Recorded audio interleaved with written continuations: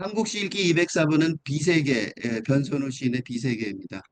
이거는 비세계 40쪽에 있는 시인데요. 내가 이거를 이 변선우 시인의 이 시집이 제목이 비세계죠. 이 비세계를 대표하는 시라고 생각해요. 이 시가. 그래서 이 시를 맨 처음에는 이 시 한 편만 읽으려고 그랬었어요. 그런데 이제 읽다 보니까 이 시를 설명하기 위해서 나머지 시를 읽지 않을 수가 없다는 사실을 깨닫고 다른 시들을 고르다 보니까 11편의 시를 드디어 다 천정하게 됐는데 이 시가 제일 제일 한 편만 고른다면 나는 이 시를 고르겠습니다. 읽겠습니다. 당신은 구원자입니까? 여기서 되게 중요한 단어가 당신이에요. 드물게 나오는데 이 당신이라는 거는 이 비세계를 말하는 이 시의 끝에 계속 붙어 있는 거예요. 당신이 누구일까라고 말할 때요. 이 당신은 두 개를 다 말할 수 있을 것 같아요. 왜냐하면 이때 당신은 첫 번째 당신은 물론 시인 말고 또는 살짝 이제 페르소나 또는 시인이 대표하는 페르소나가 대표하는 시인 인나와 다른 그지 어떤 존재죠, 그죠? 다른 인간 존재를 말할 수 있어요. 그렇죠? 이거 중요해요. 왜냐하면 이 근대 이 세상 이 세계 근대 세계의 음, 종말 상황이라면 응? 난경 상황이라고 내가 보통 말했는데 심하게 말하면 종말이죠. 난경 상황. 종말은 너무 아직 안 끝났는데 무슨 종말이냐 그렇게 말할 경우가 많은데 난경 상황이라고 말할 수 있는데 이게 난경 상황이라면 이 상황을 극복하는 가장 좋은 방법이 뭐냐면 이런 상황을 극복하는 가장 좋은 방법은 좋은 지름길은 방법은 어? 당신을 발견하는 거, 찾는 거, 당신을 찾는 거죠. 그럼으로써 응? 세상이 무너짐에도 불구하고 뭐가 있어요? 그럼으로써 나의 삶의 의미를 응? 최소한도로 구할 수 있는 거죠. 그치? 다시 말하면 사랑이 중요하다는 거예요. 응? 그렇지. 이 위급 이런 비극의 상황에서는 사랑이 다정함이. 그치? 이때는 그냥 사랑이 아니죠. 다정함. 그지? 그러니까 뭐라면 영적인 교류가 있는 사랑이 중요한. 그런데 이렇게만 말할 수 없을 것 같아요. 왜냐하면 이때의 당시는 지금 이 변순의 시인이 비세계를 노래하는데 시로 쓰는데 이 비세계는 지금 이 세계 근대가 이 세계가 아니라는 말이고 이는 페르소나 시인이 무슨 소리예요? 이 세계에도 존재하고, 그죠? 이 세계가 끝난 이 세계에도 존재한다는, 그지? 하니까 가능한 거죠. 그지? 그렇지 않으면 어떻게 노래 부르냐고. 그지? 하니까 가능한 일입니다. 응? 그렇죠? 그렇죠? 그러니까 이 세계, 근대 세계의 문자로, 그죠? 문자와 인식 체계로, 어? 그러니까 지금 문자와 인식 체계로 쓰여 있잖아요. 이 시가. 이 시가 쓰이지만 이 시의 내용은 뭐야? 이 세계. 즉, 이 세계가 아닌 곳을, 아닌 곳인지 시간인지 모르겠어요. 시공이죠, 시공.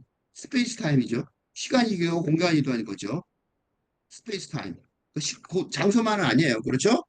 비세계가 아닌 시공을 어, 말하고 있어요.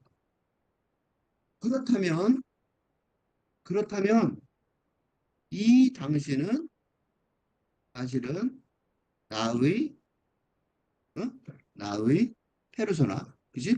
시인인, 페르소나, 시인인 나의 다른 버전, 그지? 버전이기도 합니다. 그죠? 그럼 어떤 거야? 둘 중에 하나 어떤 거예요? 둘 다예요. 그러니까 일의 경우하고 일과 이가 다르지 않은 것이, 응?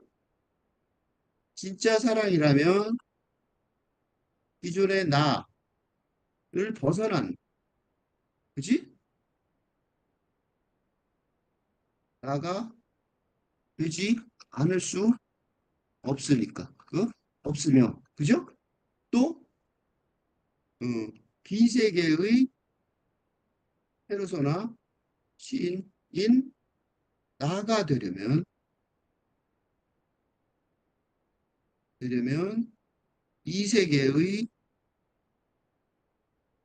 모자란 나, 그죠? 네. 모자란 나를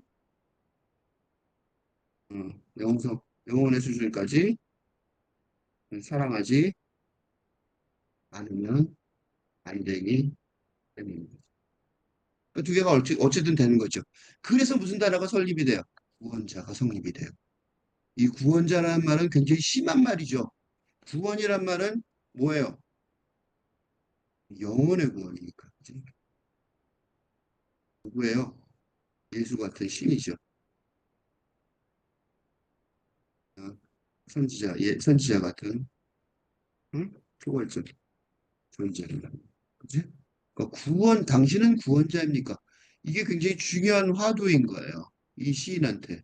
근데 내가 이 구절을 보고 이 시인이 그냥 다른 시를 쓰는 게 아니라 작은 내시 세계를 영성을 그러니까 통상적인 근대시의 어, 감정과 정서 중심의 차원을 오월하여 그런 건 안 쓴 건 아닌데 그지? 영성의 세계와 영성의 차원과 연계된 응? 밝은데 정동 영성의 세계를 구축하려 하는 의도를 뚜렷하게 드러내고 있죠. 당신은 구원자입니까? 이게 분명히 뭐는 아니니까. 이 시가 뭐가 아니니까. 이 시는 종교시는 절대로 아니니까. 그럼 뭐예요? 왜 구원자가 튀어나왔냐고? 그죠? 질문할 수가 밖에 없잖아. 그지? 종교시가 아닌데 당신은 구원자입니까? 왜 했냐고. 비세계가 뭐냐고. 영성의 세계가 중요하다는 거죠. 그치? 그 영혼이 아니면 영성의 얘기가 아니면 구원이라는 단어를 쓸 수가 없죠. 그치? 구원은 무조건 영혼의 구원이잖아. 그죠? 당신은 구원자입니까? 굉장히 좋은 시작이라고 생각해요. 변선우 시인의 시세계를 한마디로 요약한다면 요거 같아요. 당신은 구원자입니까? 아직 해결이 안 됐죠. 그렇지만 뭐예요? 아주 중요한 핵심 질문인 거예요. 그치? 그러니까 사랑하는 사람들이 서로서로에게 구원자이기도 하지만 내가 또 나에게 구원자이기도 한 거죠. 새로운 세계관을 열면은요. 그러니까 어떻게 돼요? 나의 눈을 가져갑니다. 손톱도 가져갑니다. 복숭아뼈와 무릎뼈와 복숭아뼈도 가져갑니다. 그러니까 나는 뭐 어떻게 돼요? 미라가 돼버리는 거죠. 그치? 그러니까 현실에 이 세상 현실에 나의 죽음이 뭐예요? 새로운 세상, 새로운 구원된 세상의 세계의 의 탄생의 존재가 아니죠. 존재다는 거죠. 응? 내가 죽어야 새로운 세상이 온다고. 그지? 내가 죽어야 사랑이 온다고요. 나를 가지고 사랑한다는 건 불가능하단 말이죠. 이게 뭐라고 볼 수 있냐면 내가 맨날 인용하는 게 있어요. 십자가 성령 안에 영원의 얻음과 구원 얘기하면 이게 제일 많이 나오는 건데 서양 영성서상의 핵심 영성서상의 그리스도교 영성서상의 핵심 요약인데 뭐냐면 1단계 육체를 벗어나고 2단계 자아를 벗어나야 뭐가 된다고? 신과 하나가 되는 합의를 하는 구원이 가능하다. 요약하면 딱 이 문장이에요. 그러니까 뭐예요? 육체를 벗어나야 돼. 여기 육체를 벗어난단 말이에요. 어떻게 됐어요? 육체를 진짜로 벗어나는 거예요. 어떻게? 나의 눈. 아주 끔찍해요. 그로테스크하죠? 손톱. 우리가 이 손톱이라는 단어를 쓴 이유가 있어요. 무릎뼈와 복숭아 뼈. 무슨 소리냐면 진짜 없어진 경험을 하면은 이걸 알아요. 손톱, 무릎뼈와 복숭아뼈. 이 얘기는 뭐냐면 변선우 시인이 지금 우리가 말한 이 얘기를 추상적으로 보는 게 아니다. 그지? 진짜 구체적으로 경험했다. 라는 거를 설명하고 있는 거예요. 손톱, 무릎뼈와 복숭아뼈.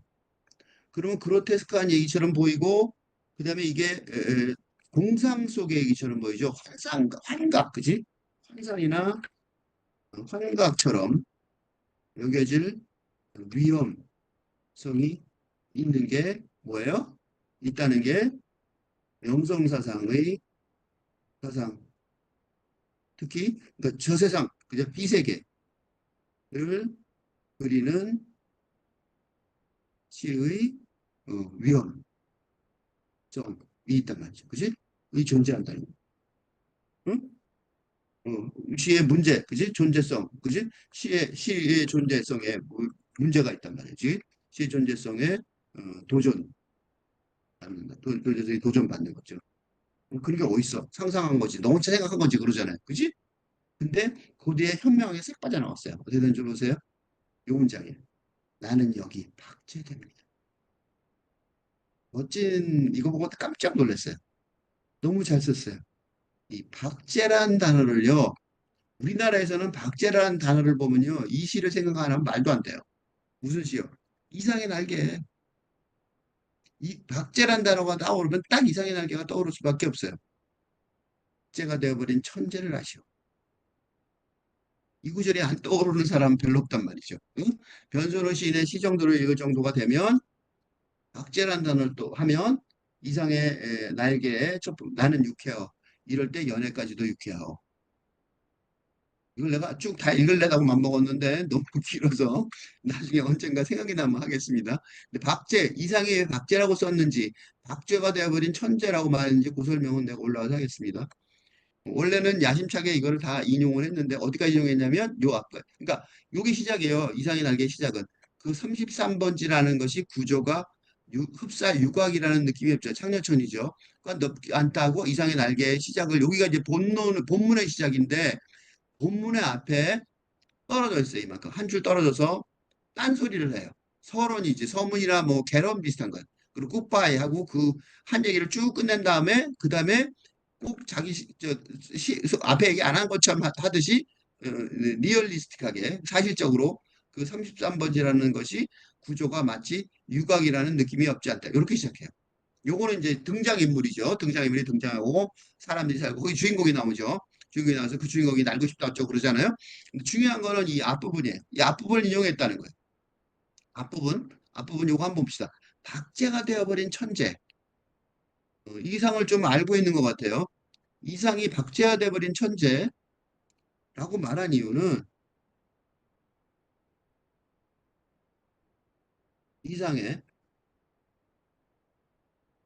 박제가 되어버린 천재라고 말한 이유는 음, 세상을 읽을 줄 안다는 거지. 천재가 뭐예요? 천재가 뭐냐면 지금에 있는 세상, 그지? 지금 세상. 난 말은 정의죠. 자신에 대한 정의예요. 그지? 소설가에 대한 자신인 소설가 자신에 대한 정의예요. 그 소설 내용을 쓰기 전에 나는 어떤 소설가야 하고 설명한 거야, 이게. 응? 그래서 박제가 되어버린 천재를 아시오. 이렇게 물어본 거야. 아십니까? 하고 물어본 거란 말이죠. 그러니까 자기를 뭐라고 생각한다? 천재라고 생각한단 말이죠. 그 천재인데 어떻게 됐다? 박제가 되어버렸다는 소리예요. 박제라는 게 뭔지 아시죠? 그게 이거예요. 나의 눈을 가져갑니다. 손톱도 가져갑니다. 무릎뼈와 복숭아뼈도 가져갑니다. 이게 무슨 소리냐면 이 박제는요. 썩어버릴 것. 그지? 썩어버릴, 오래 놔두면 썩어버릴.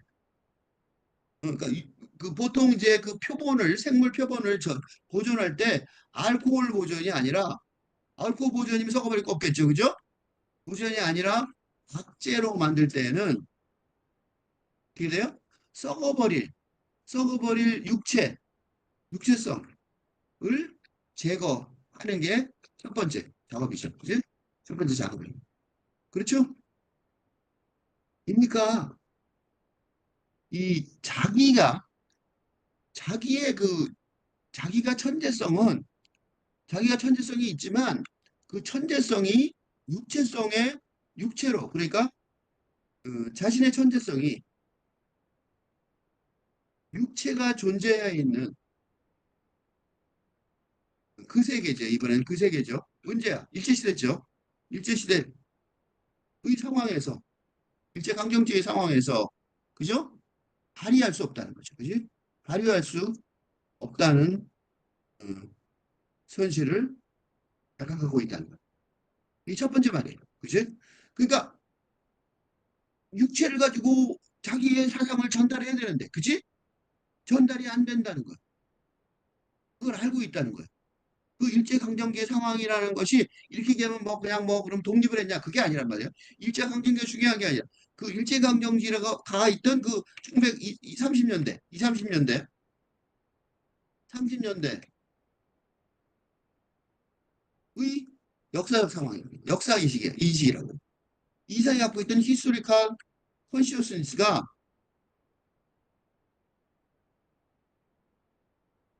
그걸 말하는 거예요. 그러니까 구체적인 육체성, 그러니까 이 지금 이상이 속해 있는 2130년대의 구체적인 구체적인 육체성은 그 본문의 첫 줄에서부터 반영이 되고 있어요. 어? 그러니까 육각 얘기했잖아요. 뭐 육각같이 생겼다 어쩌고 얘기했죠. 그거는 그 현실이에요. 그때. 어?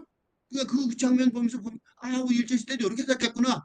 그리고 만약 그 비슷한 사진을 찾을 수도 있겠죠. 그렇지? 그 정도로 반영이 돼 있을 거란 말이죠. 육체성이 그 정도 반영이 돼 있어요. 그러니까 무슨 얘기하고 싶은 거냐면 자기가 육체성을 몰라서 응? 시대적 현실을 모르기 때문에 이런 식으로 소설을 쓰는 게 아니다라고 말하고 싶은 거예요. 단, 어? 그리고 소설은 할 수 없이 현상성을 반영을 해야 된단 말이죠. 단, 자신의 인식이 그런 육체성, 역사적 현실, 가두어 줄 수 없을 어? 초월적인 인식을, 초월적인 세계관, 그러니까 천재라고 할 수 있을 세계관을 가지고 있다는 선언이에요. 그런데 지금 세상 속에서는 그걸 발휘할 수가 없으니까 뭐예요? 박제가 되어 있는 것 같다는 거죠. 그렇죠? 그러니까 나는 여기 박제됩니다. 여기까지 하면 우선 대강 이상은 설명이 됐죠. 뭐 자세히 설명하면 한없어요. 한마디만 더 할까요? 여기다가 무슨 세계관을 말하냐? 이상은요. 1920년대까지 맨날 얘기하는 거 있어요. 1990년에서 1920년대까지의 모더니즘 소설. 모더니즘의 모더니즘. 유럽의 모더니즘 예술운동. 즉 포스트 모더니티. 탈근대성의 출발점. 누가 있냐면 T.S. 엘리엇. 우리나라 사람들이요, T.S. 엘리엇을 1920년대부터 알고 있었어요. T.S. 엘리엇 항무지를 그때부터 알고 있다, 한국 사람들은. 왜냐면 이런 사람들이 다 알게 해줬으니까. 그지? 그 영향을 받아, 그 영향을 받아서 아직 근대가 뭔지도 모르는 거예요. 지금의 서울이죠. 경성의 경성이 이제 겨우 근대화되는 중이었는데 일제에 의해서 응? 경성이 서울 그때 서울이 경성이 일제에 의해서 철도가 도입되는 등 그러니까 산업혁명 시작점이죠. 그죠? 응, 산업혁명의 출발점, 아, 동력이 되는 철도가 도입되는 등 이제 겨우 근대화되는 상황이었는데,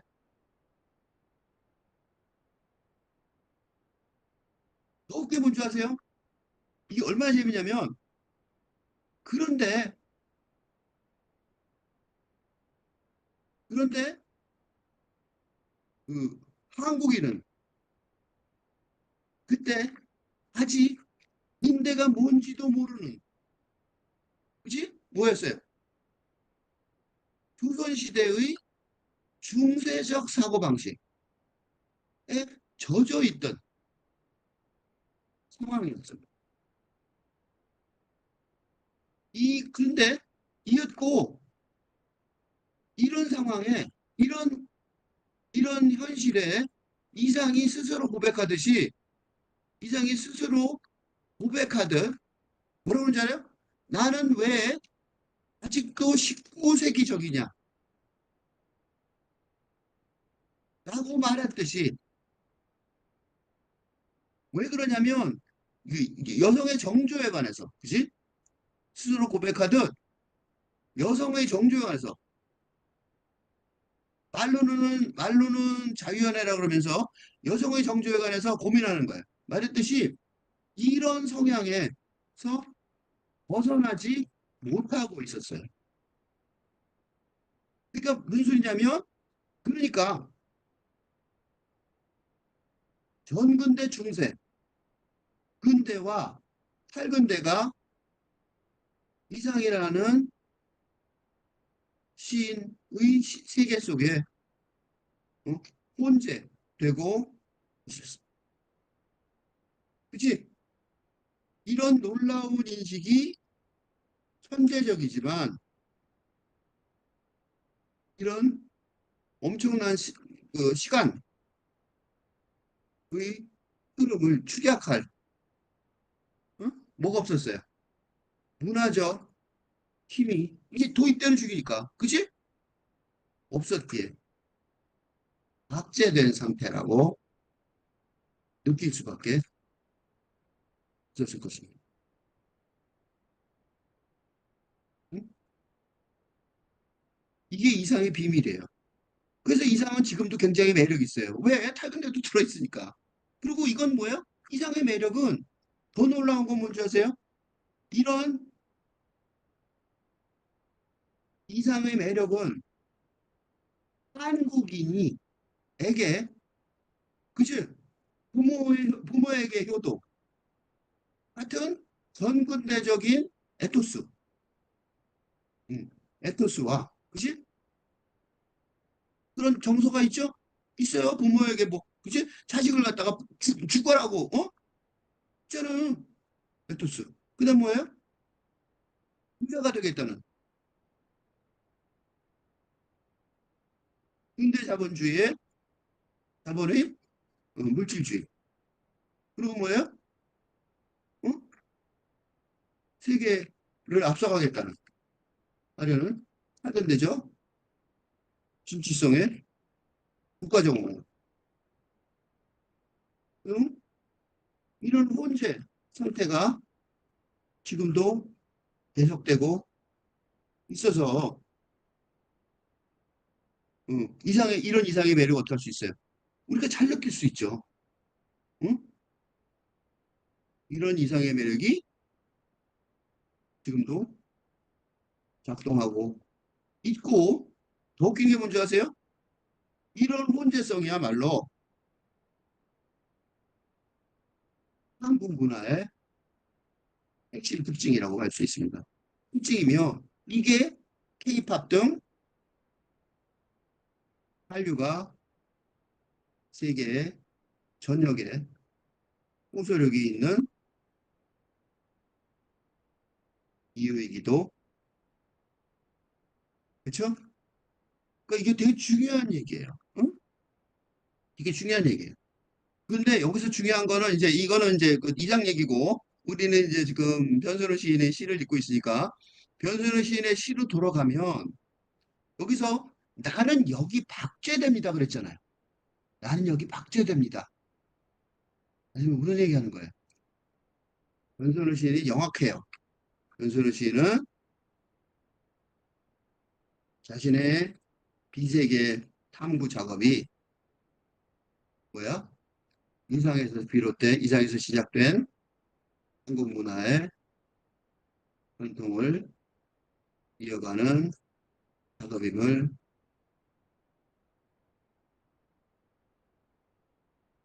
뚜렷이 밝히는 거죠. 그러니까 아까 얘기한 것처럼 뭐예요? 혼자만의 어쩌고, 그지? 응? 혼자만의 그 환강이나 환상이 아니란 말이죠. 그지? 확실히 벗어났죠? 확실히 벗어났어요. 요 한 문장으로 벗어나요. 나는 여기 박제됩니다. 그런 전통을 내가 이어가고 있다는 거예요.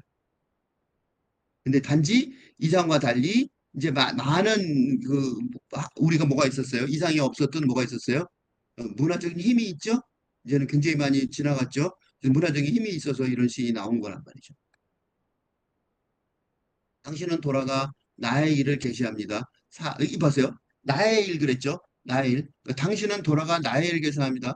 이거는 어떻게 보면 뒤집어 말할 수도 있어요. 나는 돌아가 당신의 일을 계시합니다. 같은 말이에요. 나하고 당신은 같은 거니까. 나의 일이 뭐냐? 이게 문제죠. 나의 일이 뭐냐면 밑에 뭐라고 썼어요? 사람을 사귀거나 헐뜯습니다. 응? 나의 일이라는 게 사람을 사귀거나 헐뜯습니다. 아프고 찔리고 배워야 합니다. 그지? 또 뭐라 그러냐? 종이를 잘게 잘라 우저우저 씹다 뱉거나 잘 항아리에 들어가 유연하게 잠이 듭니다. 즉 무슨 소리냐면 근대적인 거죠. 그지? 경쟁과 투쟁의 이분법적 투쟁. 그죠?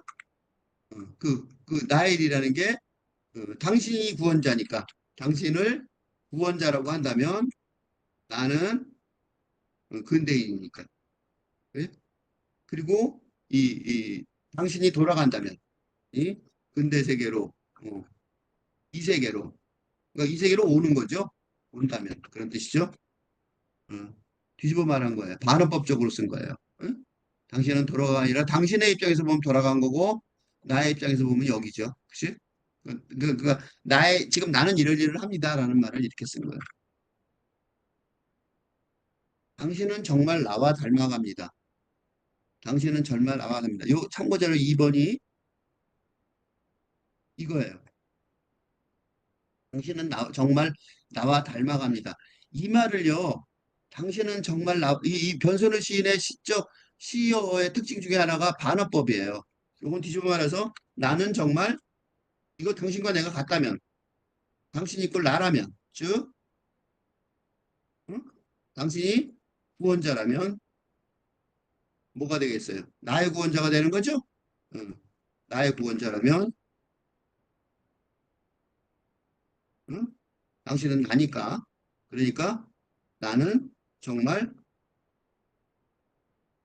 당신과 닮아갑니다. 라고 말하는 거죠. 나는 그러니까 목표죠. 삶의 목표죠. 삶의 목표를 반업적으로 응? 즉 당신은 정말 나와 닮아갑니다. 당신은 구원자인데 아직 오지 않은 구원자인데 어떻게 알 수 있어요? 그지?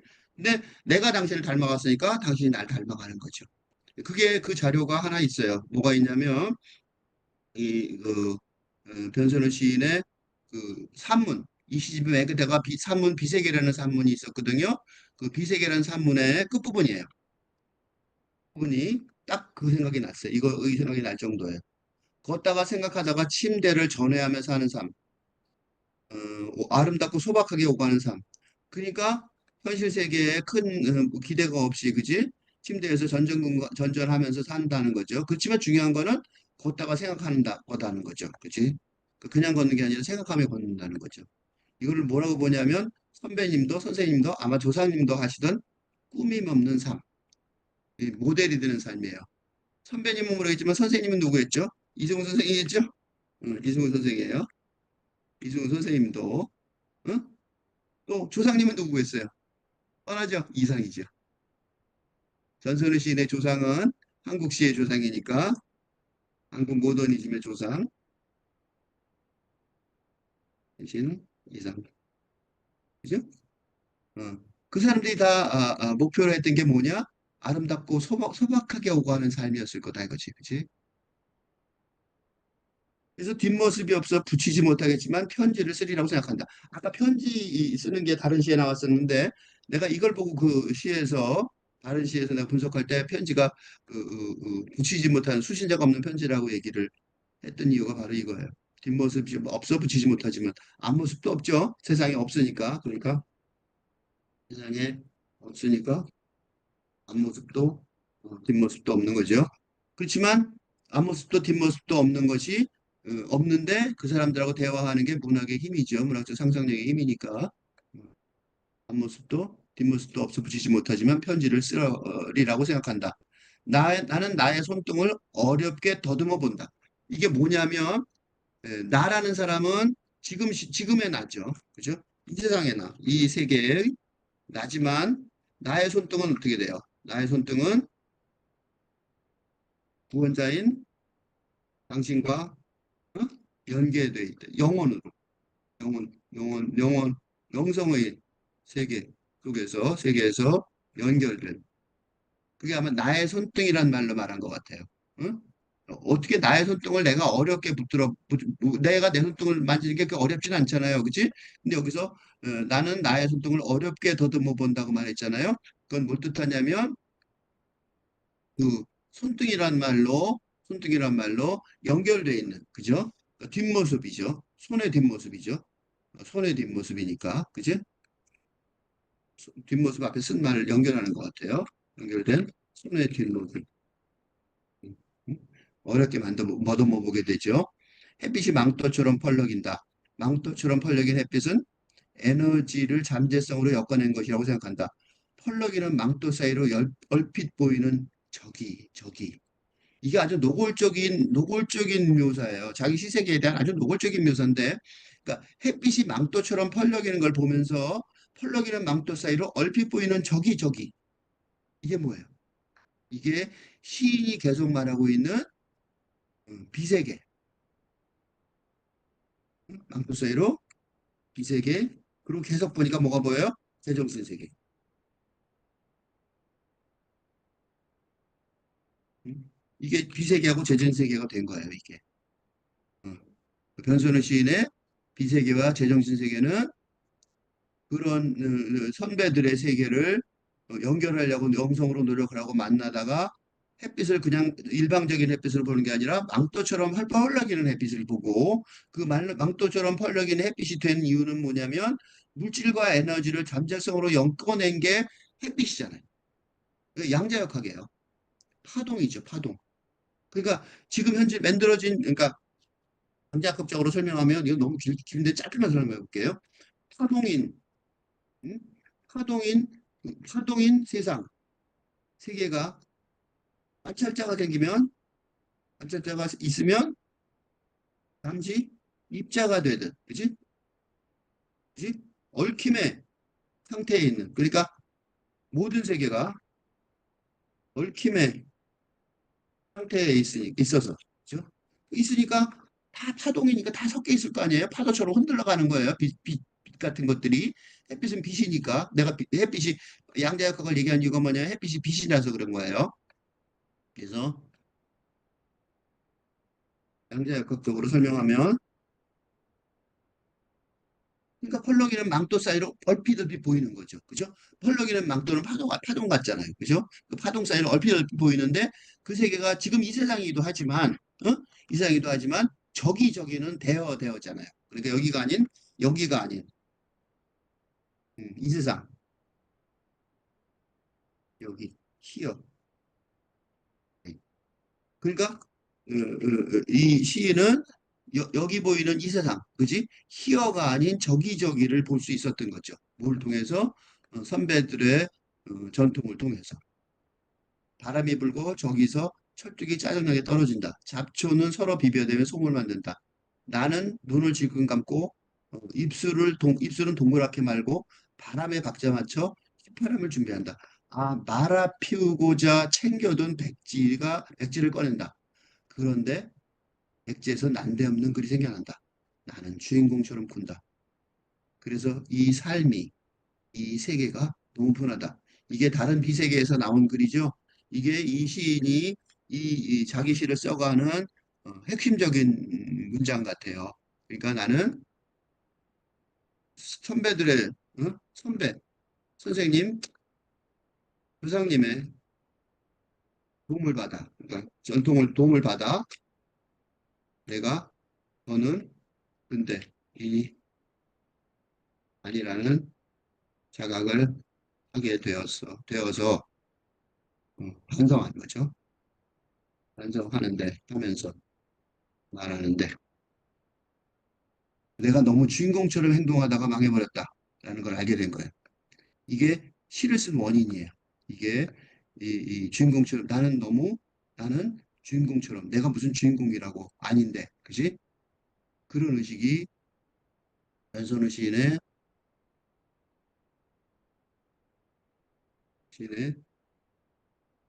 창작 추동력이며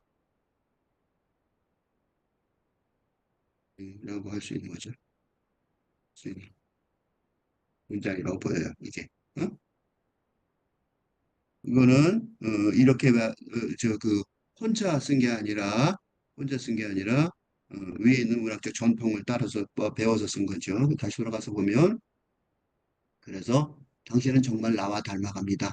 나는 정말 당신하고 닮아간다는 거죠. 이 말 되게 중요한 말이에요. 그러니까 무슨 소리예요? 그래서 내가 이 시집을 쓰고 있습니다. 이 시집을 썼습니다. 그래서 이 시를 그리고 이 시집을 만들었습니다. 나는 고백 가깝게. 그래서 내가 이걸 대표로 봤어요. 바로 이 시집이 대표작인 것 같아. 이 시를 대표하는 하나, 내가 고른다면 이 시예요. 아침에 오자 맨발로 거리를 걷는 당신.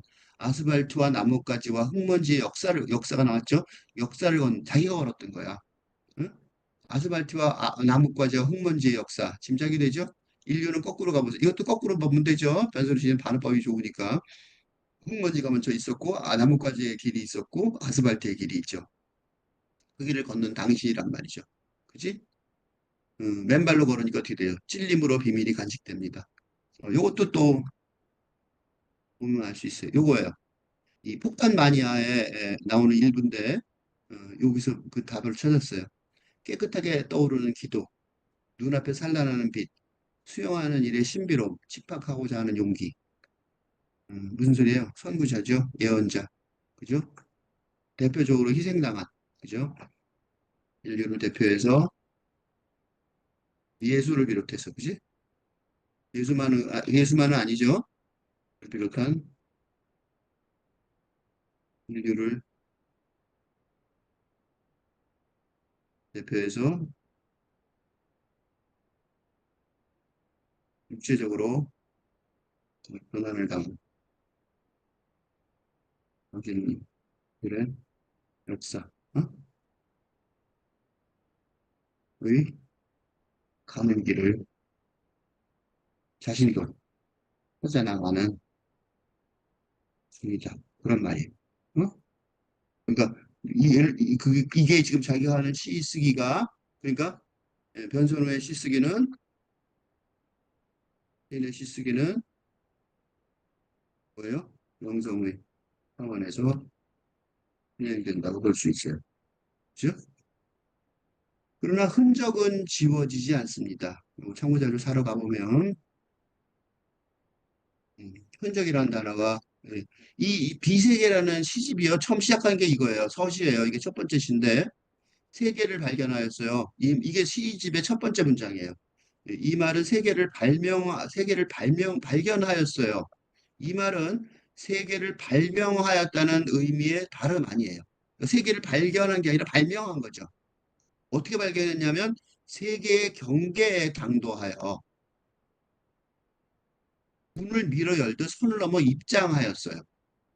그러니까 정확하게 말하고 있어요. 자기가 뭐 하고 있냐. 그러니까 이 세계에서 근대 세계에서 밝은대로 이 세계로 제정신 세계로 나아가는 시집이다. 라고 정확하게 말하고 있는 거죠. 그지? 그러니까 뭐의 시집이에요? 흔적의 시집이죠. 흔적. 응? 그래서 흔적이라는 단어를 넣습니다. 또 더 보시면 그 흔적이란 말이 또 나와요. 요거는 그 바로 다음 시예요. 비세기 다음 시. 그러니까 이 두 개가 서시예요. 이 서시, 이 시집의 시작점이에요. 근데 요거는 내가 요걸 왜 안 읽었냐면 이거는 시작점이고 이렇게 이거부터 읽기 시작하면 다 읽어야 돼요. 그래서 내가 안 읽었어요. 보시면 세계의 표면을 긁자 부스러기가 발생한다. 부스러기라는 단어가 나왔죠. 어, 너무 많은 세계를 발견하니까 그런 거예요. 그치? 한두 개가 아닌 거죠. 너무 많은 세계를 발견해 온 탓일까? 이번에 발견한 세계는 너무도 연약하고 빈곤한 것이에요. 연약이라는 단어 아까도 비슷하게 나왔죠. 빈곤한 것. 그러니까 이번에 발견한 세계는 연약하고 빈곤하고 애매하고 정교한 거예요. 그리고 세계의 부스거러기가 눈처럼 가루죠, 가루. 흔적처럼이죠. 떨어지기 시작하면 예정처럼 바람이 분다. 세상이 돌아가기 시작한다는 거예요. 무슨 세상이에요? 이게 이제 이 비세계가 어디까지 가느냐면 이 세계가 뭐가 되는 제정신 세계가 되는 세계로 들어가는 입구에 뭐 연약, 빈곤, 애매, 적용의 특성, 성격이 뭐예요? 그 새로운 세상으로 들어가는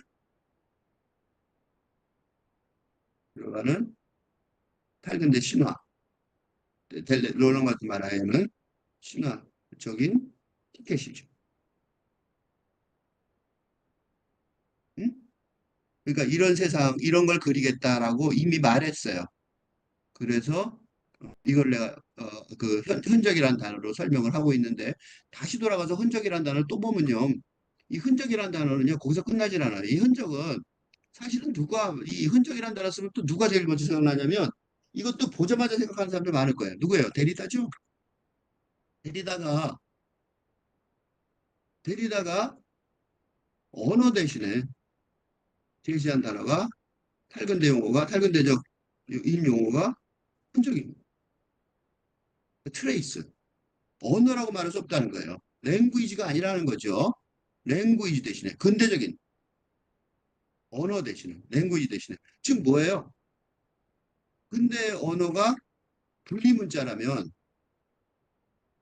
탈근대 언어는 분리문자 차원에서 성립할 것이다. 이렇게 말할 수 있어요. 근데 데리다식으로 설명한 거예요. 근데 데리다를 잘 모르는 사람이면 이 말을 좀 못 알아들을 거 아니에요? 그래서 요새 다른 말로 일상적인 용어로 설명해 보면 이런 거예요. 근대 시대, 근대 세계, 이 세계가 이 세계가 지금 무너지고 있죠. 무너지고 있어요. 그래서 칼군대로 또 비세계로 또 제정신 세계로 진화하면서 뭐가 남겠어요? 흔적만 남겠죠. 그죠? 흔적은 계속 남을 것입니다. 없어지지 않아요. 이게 뭐예요? 데리다가 제안한 제자가 말하는 역사관이에요. 즉 포월의 역사. 응? 포함하지만 하면서도 포월하는 너무 자연스러운 역사의 진정 과정이죠. 응? 역사의 진정 과정이에요. 어, 이게 자연스럽지 않다고 생각하는 사람이 있을 것 같아서 한마디만 더 해줄게요. 종교에서요, 종교를 보시면요, 불교에 가보면 삼신각이 있어요. 삼신각. 이거는 삼신할머니, 신령, 삼신할머니 숭배하는 삼신각. 즉 전근대 중세적인 원시적이고 원시죠 원시. 이건 중세적도 아니에요. 원시적이고 전근대적인 종교의 흔적이 어디 있어요? 어? 불교에 포함되어 있습니다. 요새 한국에 그게 많아요. 그, 저, 뭐지? 그, 우상숭배가 많죠? 근데 그게 그런 거 많아요. 뭐, 이번에 대통령도 뭐, 왕자를 새기고 뭐, 어쩌고 우상숭배한다고 그러죠? 우상숭배하고 입을 쯧쯧거리는 사람도 있는데, 그렇지 않아요. 왜냐면, 그리스도, 기독교, 개신교회, 또, 어? 성공회에도, 카톨릭에도, 뭐가 들어있는 줄 아세요? 그 내부에 원칙이고, 전근대적인 관습이 핵심에 자리 잡고 있어요. 안 믿어지겠어요? 그리스도교는 원래 뭐인 줄 아세요? 헌실 부정. 예수 보세요, 예수. 예수의 승천, 영성사상은 기본적으로, 기본적으로 뭐가 안 돼요? 물질 부정이에요. 물질 세계관의 부정이란 말이에요. 이 부정인데, 그죠? 한국 기독교는 기복 기독교예요. 응? 한국 불교는 기복 불교라고. 영성사상, 이 기반인데, 현실, 물질적 성공을 이동하는 집단입니다. 그러니까 이 미신이 요새 막 유행한다고 그러는데, 원래부터 있었어요. 단지 영성사상이 세면 그게 좀 들어가는 거죠. 그게 약하니까 이제 대체를 못하니까 지금 현재 무슨 소리냐면 근대 종교가 그 힘을 유효성이죠. 효력을 즉 대중의 영혼을 구원하지 위로하지 못하니까 미신 증상이 활발해지고 있는데 이는 한국적 증상이 아니라 뭐예요? 세계적인 시대적인 현상의 발현일 뿐입니다. 그 트럼프의 화가 또 미신이 아닐수 그지? 어떻게 미국이 다시 위대해지냐고 맞는 소리지 그지? 다 알아요 거짓말이죠. 그냥 믿는 거죠. 여기 남은 나와 이 구멍은 누구의 구원입니까? 구멍이란 단어도 또 봐둬야 되는 거예요. 이게 뭐냐면 이거예요. 비세계의 하나예요. 들판에서 닭들이 원을 그리며 돌고 있다. 그것은 눈동자가 되고 있다. 있으므로 나를 응시하고 있다. 자꾸 들여다보고 있다. 이는 비세계에 있으므로 우리 사회에 커튼이 있다. 그건 이 세계에 있는 거예요. 그죠? 닭은 이 세계에서 돌고 있는 거예요. 들판에서 뭐 닭들이 원을 그리면서 돌고 있는 거예요. 그지? 그런데 그게 뭐가 돼요? 눈동자가 되고 있고 내가 응시하고 있는 거예요. 그지? 그 사이에 뭐가 있어요? 구멍이 있는 거죠. 응? 구멍이 있어서 이 변선우 시인이 이 비세계를 쓰는 거예요. 그러니까 비세계에 있지만 이 세계를 들여다볼 수 있는 거죠. 구멍이 있어서. 연결되어 있는 거죠. 아까 말한 포월이죠. 그 구멍이 심심한 구멍이 아니에요. 여기 남은 나와 이 구멍은 누구의 구원입니까? 되게 웃기죠? 여기만은 나와 이 구멍은 누구의 구원입니까? 이게 뭐하고 반대요? 당신은 구원자입니까? 하고 반대. 당신은 구원자입니까? 첫 줄.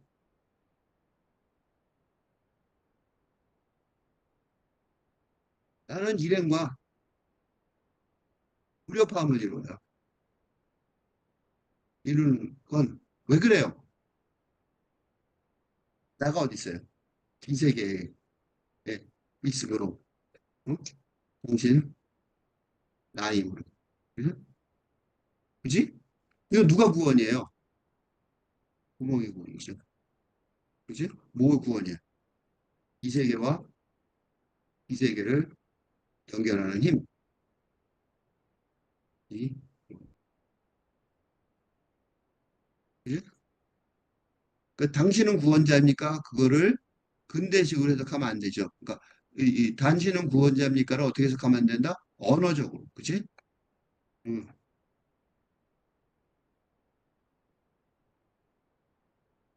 당신은 구원자입니까? 이거를 언어적으로, 어? 언어적으로,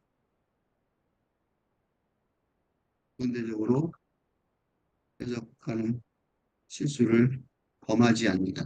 응? 그렇게 하면 이게 뭐 틀렸잖아 이렇게 말할 수 있는데 그거 아니에요. 그렇지 않으면 나는 비세계에 있고 당신은 나니까 그죠? 나는 진실로 불가사의입니까? 불가사리가 뭐예요? 불가사리 갑자기 이것도 아주 굉장히 기발난 설명이었는데 불가사리 되게 재밌는 말이에요. 멋있는 단어, 멋있는 이미지예요. 불가사리를 찾아보면 인터넷 찾아봤어요. 불가살이 죽일 수 없는 것이에요. 응? 죽일 수 없는 것. 불가살. 불가하다는 거죠. 살은 죽인다는 거고, 일은 그것이에요. 그러니까 상상의 동물 가운데 가장 기괴한 환상의 세계를 만들어내는 게 불가사리예요. 불가사리예요. 그러니까 불가사리는 진짜 동물이 아니에요. 그 이상한 동물이란 말이죠. 그래서 특히 이제 동양에서 말이죠. 쇠를 먹고 악몽을 물리치고 뭐 쫓는 것으로 알려져 있으면 이거 미신이에요, 미신. 뭐 이상한 기현 병풍이나 부적으로 이렇게 생긴 거. 사람이 동물 이상하죠? 이게 많아요, 생각보다. 그래서 맥이라고 부르고 맥이라는 단어는 중국에서도 되게 신한 산해경에 나오는데 이게 신기한 전설과 기록한 산해경에 나오는데 맥이라는 단어는요 중국 사람한테도 아주 불가사리 우리만큼이나 굉장히 이상한 동물로 알려져 있어요. 근데 하여튼 그게 뭐냐면 사악한 기운을 물리치는 어떤 그러니까 영이죠 영. 그래서 뭔지 몰라요. 그래서 작가도 상상력에 따라서 아무렇게나 그리는 거예요. 몰라 지금 몰라. 그러니까 뭐만 하냐면 죽지 않는 뭐 그런 어떤 신화적인 그런 것만 알고 있다고요. 그래서 그린 것도 다 다르죠, 다 그림이 정확하지가 않아요. 이게 대중문화의 꽃이라고 있었어요. 꽃이라고 할 수 있는데 그러니까 그 불가사리에 대한 얘기가 뒤지게 많아요. 그래갖고 뭐 어쩌고 어쩌고 굉장히 많이 나오는데 그림이 더 재밌어요. 그지? 근데 이게 이제 일종의 뭐냐면 혼란스러운 시기에 세상을 개혁하려고 등장하는 영웅적 속성을 갖고 있는 거죠. 그죠? 철을 먹고 어쩌고 그런 얘기예요. 그 영웅 같은 그러니까 민중의 영웅 같은 거예요. 그러니까 보세요. 이 말을 보면 나는 진실로 불가사리입니까? 이게 무슨 소리예요? 나는 이게 무슨 소리예요? 나는 그죠? 나는 뭐냐면 예? 나는 뭐냐면 지적 상상력으로 이 세계를 구원한 인물을 기르는 난세의 영웅입니다. 무슨 소리예요? 응? 이거 자기가 왜 시를 쓰는지 뚜렷하게 알고 있어요. 이거는 그리고 이런 선언은 지금 다중위기의 근대 시대에 근대에서 살근대 시대로 살근대로 혁명적으로 전환하는 상황에서 시인은 변선우의 주장처럼 진실로 불가사리가 되는 길을 가지 않을 수 없으며 이게 내 말이 아니에요. 한강등이 노벨상을 받았을 때 한강이 노벨상을 받았을 때 국민 전체가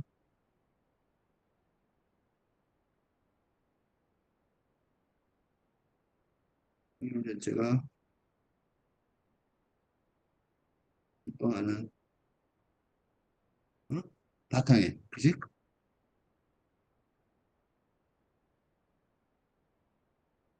전체가 기뻐하는 바탕에 어, 있는 감수성이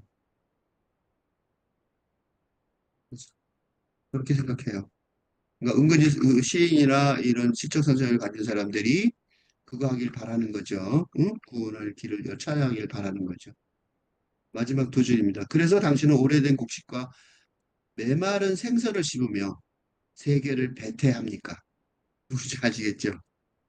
어, 예수의 등장을 도래를 예고한 세례요한. 그치? 그 기존의 유대 세계를 전복한, 그치? 혁명적으로 전복하여. 그러니까 너무 유대인들이 죽이고 싶어지는 거죠. 그치? 응? 유대의 세계를 정복하여 새로운 그리스도교의 열 혁명 예수의 응? 배태. 배태가 뭐냐면 배태가 뭐냐면 그 엄마처럼 그지? 성모 마리아처럼 응? 태에 넣어서 그죠? 탄생 기름 그죠? 그러니까 이 당신을 쓴 이유는 뭐냐면 나뿐만 아니라 누구예요? 이 시인 변선호 시인 이 당신이란 말이 여기서 좀 이해가 돼요. 그래서 변선호 시인 개인뿐만 아니라 미술문이나 미남 등 hundet 시 그런 뜻이죠. 당신이란 말이 되는 거예요. 베테란 단어를 좀 보시면 요거예요. 베테. 아기나 새끼를 벤 이게 베테예요.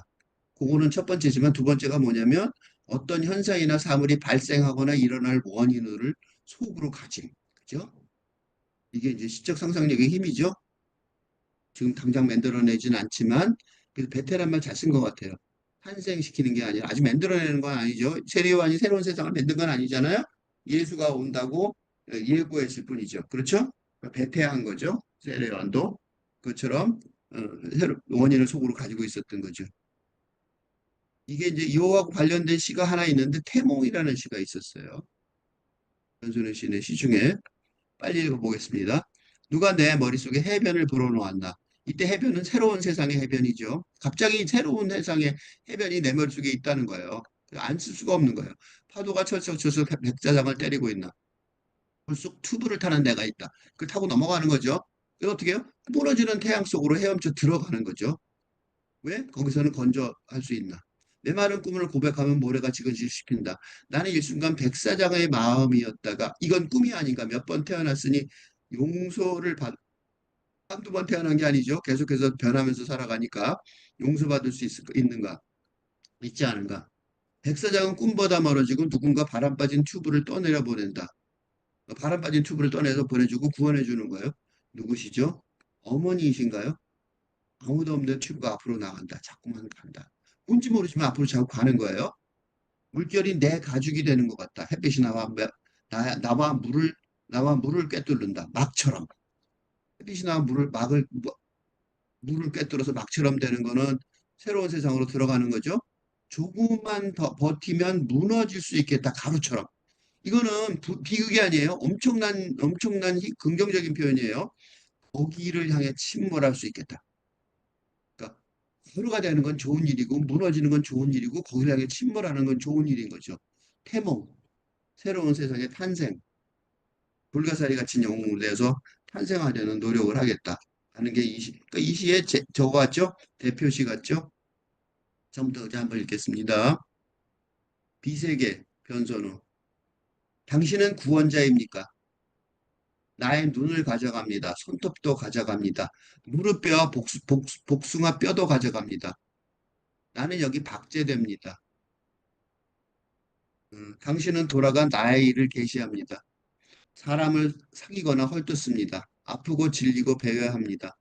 종이를 잘게 잘라 우적우적 씹다 뱉거나 달 항아리에 들어가 유연하게 잠에 듭니다. 당신은 정말 나와 닮아갑니다. 아침이 오자 맨발로 거리를 걷는 당신, 아스팔트와 나뭇가지와 흙먼지의 역사를 밟는 당신, 찔림으로 비밀이 간직됩니다. 그러나 흔적은 지워지지 않습니다. 여기 남은 나와 이 구멍은 누구의 구원입니까? 나는 진실로 불가사리입니까? 그래서 당신은 오래된 곡식과 메마른 생선을 씹으며 세계를 배회합니까? 자,